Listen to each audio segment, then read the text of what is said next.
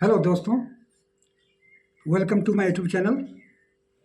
मेरे प्यारे फौजी भाइयों और पेंशन भोगियों, मेरे चैनल पर आप लोगों का स्वागत है। कृपया आप मेरे चैनल पर बने रहें, ज़्यादा लाइक कीजिएगा और सब्सक्राइब कीजिएगा और अपने दोस्तों के साथ शेयर कीजिएगा और वेलकम आइकॉन पर प्रेस कीजिएगा ताकि आपको जो नई जो नोटिफिकेशन है आपको समय पर मिलता रहे। तो दोस्तों, अभी मैं आपको 8वें वेतन आयोग के बारे में जानकारी देने वाला हूं। एक नई अपडेट आई है money control and financial express के अकॉर्डिंग के अनुसार मैं आपको बताने वाला हूं। कृपया पूरा वीडियो देखिएगा, अधूरा मत देखिएगा। पूरा वीडियो देखने के बाद ही आपको पूरी जानकारी मिलेगी। तो दोस्तों, अब मैं शुरू करने वाला हूं। मनी कंट्रोल के अनुसार कि 8वां वेतन आयोग में सैलरी और पेंशन बढ़ने के लिए 2027 तक 2027 तक आपको इंतजार करना पड़ेगा। जानिए क्या वजह है, इसके बारे में पूरी जानकारी दूंगा। क्या वजह है, किस कारण से लेट हो सकती है, और 2027 से मिलेगा और आपको 1 साल का एरियर दिया जाएगा। तो दोस्तों, ये थी जानकारी। अब मैं बोलने वाला हूँ, कृपया आप चैनल पर बने रहेंगे और ध्यान से सुनिए। 8वां वेतन आयोग की सिफारिश 2026 से लागू होने की उम्मीद थी, लेकिन यह 2027 तक टल सकती है। सरकार अगले महीने टीओआर की मंजूरी दे सकती है, अप्रैल में। आयोग का रिपोर्ट 2026 के अंत तक आने की संभावनाएं हैं। फाइनेंशियल एक्सप्रेस की रिपोर्ट के अनुसार यह जनवरी 2026 की बजाय 2027 तक टल सकती है। 2026 का 2027 तक टल सकती है। इसकी वजह यह है कि आयोग की सिफारिश को लागू होने की अधिक समय लग सकता है। कब लागू होगा नया वेतनमान, इसके बारे में मैं आपको जानकारी दूंगा। कृपया आप चैनल पर बने रहेंगे, वीडियो को पूरी देखिए, अधूरा मत देखिए।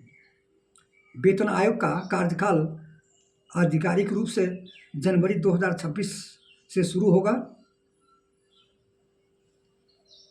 लेकिन इसके तहत संशोधित वेतन और पेंशन का बदलाव 2027 की शुरुआत तक लागू नहीं होंगे।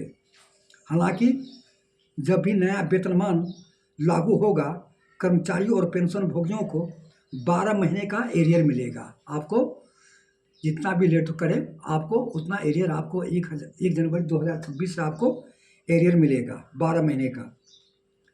सरकारी सूत्रों के मुताबिक आयोग अपनी सिफारिश को अंतिम रूप देने में 15 से लेकर 18 महीने का समय ले सकता है।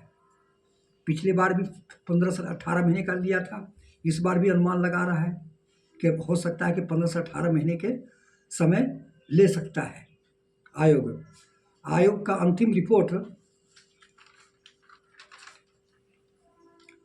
रिपोर्ट जमा करने से पहले एक अंतरिम रिपोर्ट भी पेश कर सकता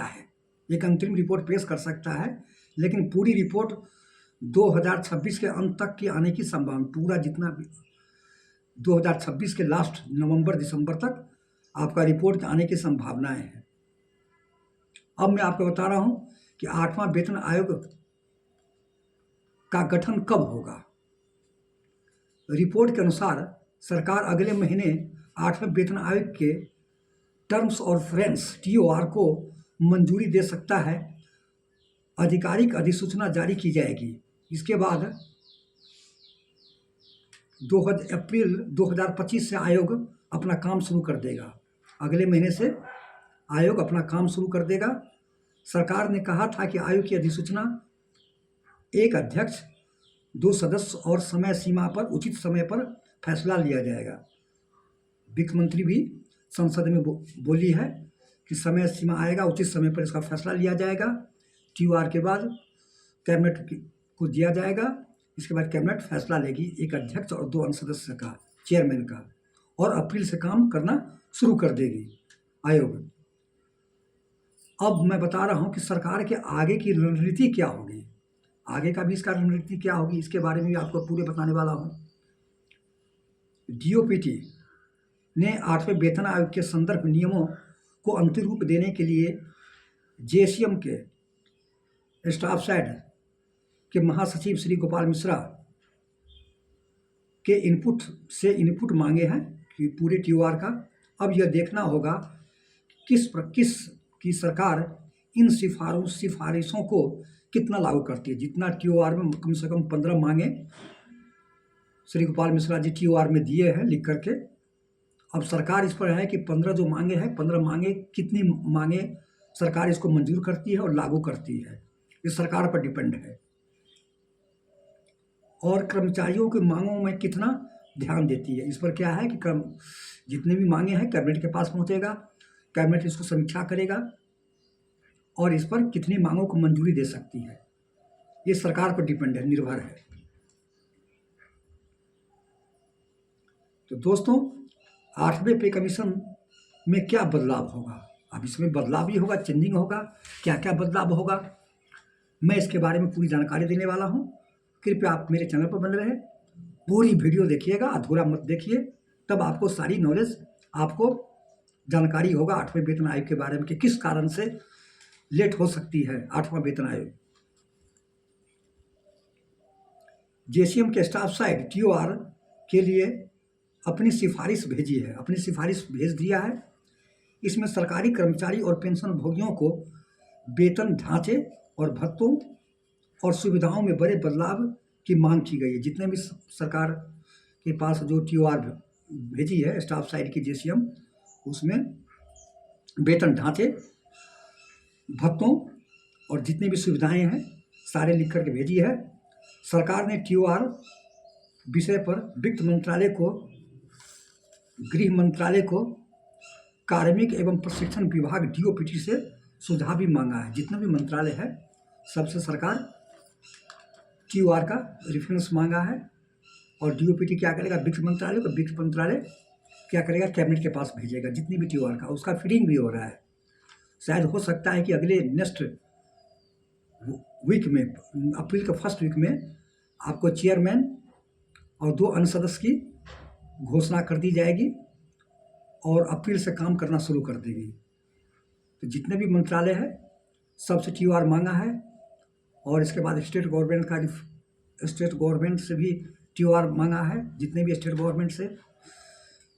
तो सारे एकत्रित करके सरकार उस पर DOPT वित्त मंत्रालय कैबिनेट को भेजेगी और कैबिनेट एक चेयरमैन और 2 अन्य सदस्य कमेटी को गठित की जाएगी और अप्रैल से काम लेट होने का यही कारण है कि अप्रैल से शुरू होगा और 15 से लेकर 18 महीने तक आपको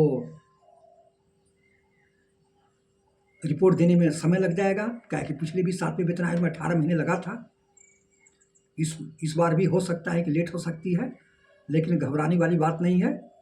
आपको 1 जनवरी 2026 से ही आपको 8वां वेतन आयोग लागू होगा और जितने भी लेट होगी, चाहे 12 महीना हो, 13 महीना हो या 8 महीना हो या 6 महीना हो, उतनी की आपको एरियर दी जाएगी और बढ़ा हुआ पे होगा। और क्योंकि और इसमें ये भी कारण है कि 2026-27 का आपको अगले साल जनवरी में आवंटन भी करेगा, इस बजट में नहीं किया है, इस कारण से देरी हो रही है।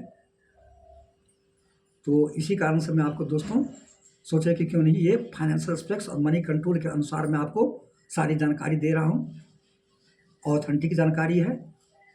कृपया आप अपना लाइक कीजिएगा, सब्सक्राइब कीजिएगा, अपने दोस्तों के साथ कीजिएगा। जय हिंद, जय भारत, थैंक यू।